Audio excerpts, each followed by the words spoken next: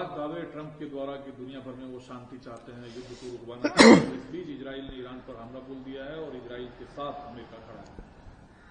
नहीं, इजराइल ने नहीं, तो इजराइल की मिलिट्री का बयान आया है, उसमें साफ कहा गया है कि यूएस और इजराइल दोनों ने मिलकर जो है ईरान पर हमला किया।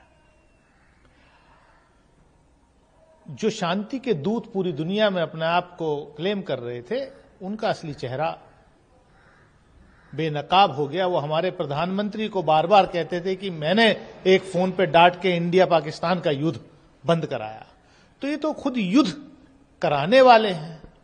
तो आज ये बात साबित हो रही है कि वो शांति नहीं चाहते, वो युद्ध करने वाले हैं।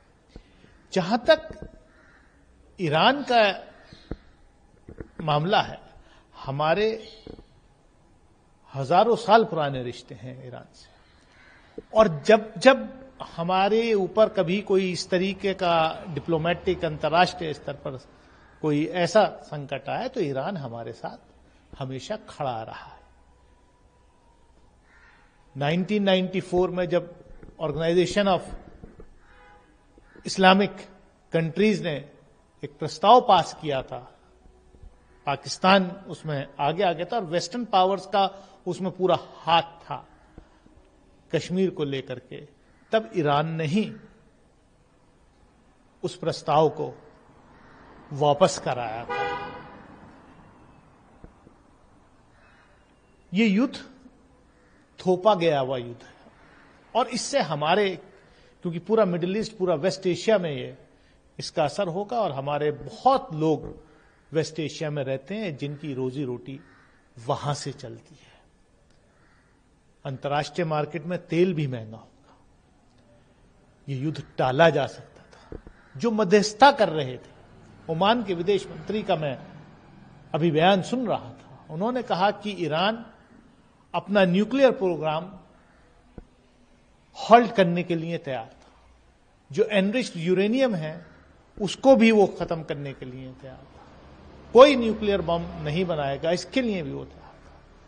लेकिन इजराइल की मंशा तो कोई और ही थी, अमेरिका इजराइल की मंशा कोई और थी, और इजराइल ने अमेरिका को इस युद्ध में घसीट लिया है, जिसके परिणाम आने वाले वक्त में अच्छे नहीं होंगे। देखिए, सवाल तो मिडिल ईस्ट में निसंदेह भारत के हजारों लोग, कामगार जो हैं वो काम करते हैं, लेकिन इस युद्ध से भारत का कोई सीधा ताल्लुक नहीं है। भारत का क्या इसमें रोल हो सकता है? देखिए, सबसे बड़ी बात तो यह है, दुर्भाग्य की बात यह है कि ह्यूमन राइट्स के इशू पर भारत हमेशा चैंपियन रहा, महात्मा गांधी के समय से, और पैलेस्टाइन को रिकॉग्नाइज करने वाला पहले देशों में था। अब जब वॉर क्रिमिनल नेतन्याहू ने 70,000 से ज्यादा मासूम लोगों की फिलिस्तीन के अंदर गाजा के लिए हत्या की, और वेस्टर्न कंट्रीज इजराइल के साथ हमेशा खड़ी रही थी, लेकिन इस वॉर क्राइम के बाद अनेक वेस्टर्न कंट्रीज ने भी फिलिस्तीन को रिकॉग्नाइज करने का काम किया। इजराइल की इस हरकत के बाद, जिसमें जर्मनी हो, ब्रिटेन हो, बहुत सारे देशों ने, ग्रीस हो, लेकिन वहीं हमारे देश के प्रधानमंत्री on the eve of war अपने मित्र, आप मित्रता रखिए।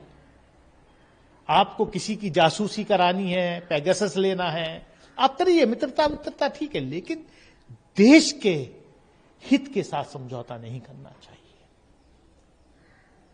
अगर आपके इतने क्लोज मित्र थे, तो क्या आपको उन्होंने बताया कि वो अगले 48 घंटे में हमला करने वाले ईरान पर? जैसा कि बयान आया है इजराइल का कि ये तैयारी कई हफ्ते से तय हो चुकी थी, डेट और टाइम तय हो चुका था।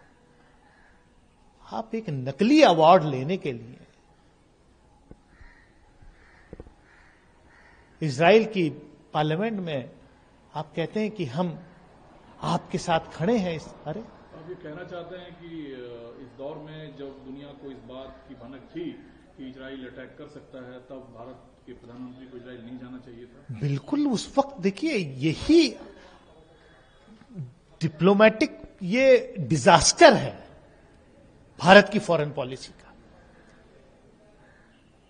कोई देश ऐसा नहीं करता। जब वॉल पर, दीवार पर लिखा हुआ है कि युद्ध होने वाला है और आप जा रहे हैं वहां, क्या मैसेज देना चाहते हैं? देखिए सर, पाकिस्तान के आतंकवादी ठिकानों पर हमला किया, जब पाकिस्तान में नापाक हरकत दिखाई, ठीक उसी तरीके से पाकिस्तान का ये दावा है कि अफगानिस्तान की तरफ से पाकिस्तान की सीमा पर जो है घुसपैठ करवाया जाता है, पाकिस्तान को डिस्टर्ब करने की कोशिश है। लेकिन ट्रंप खुलेआम कह रहा है कि जो मुनीर है और जो शरीफ है कि बहुत अच्छे इंसान हैं, हमारे बहुत अजीज, बहुत अच्छे दोस्त हैं।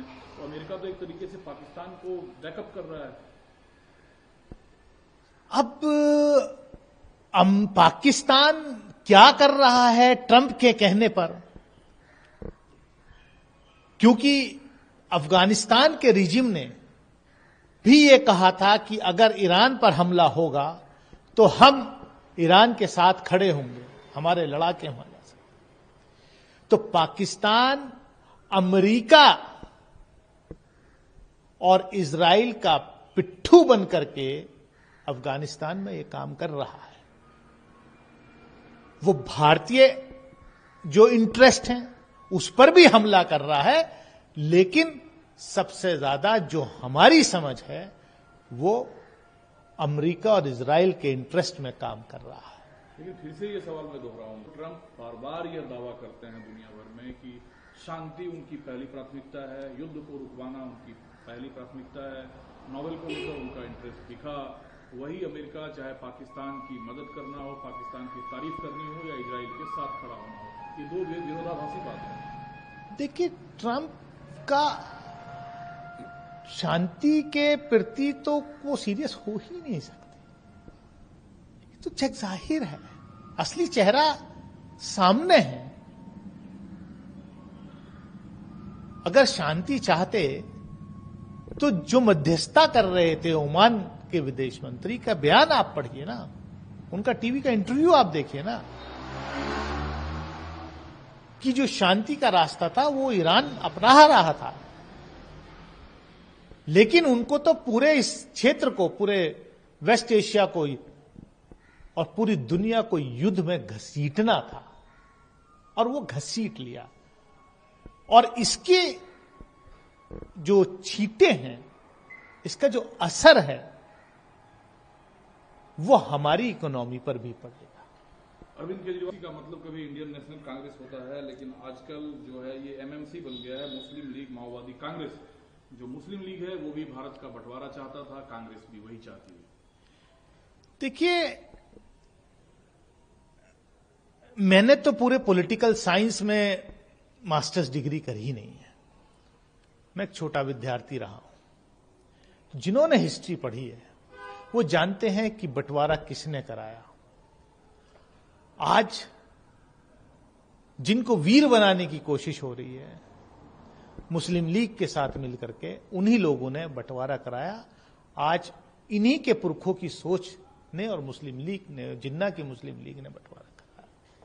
हां, भारत जलाओ पार्टी जो बीजेपी है, हम देख रहे हैं कि पूरे देश में देश को जलाने का ही काम कर रही है और प्रधानमंत्री उसमें पानी डालने की बजाय घी डालने का काम करता है।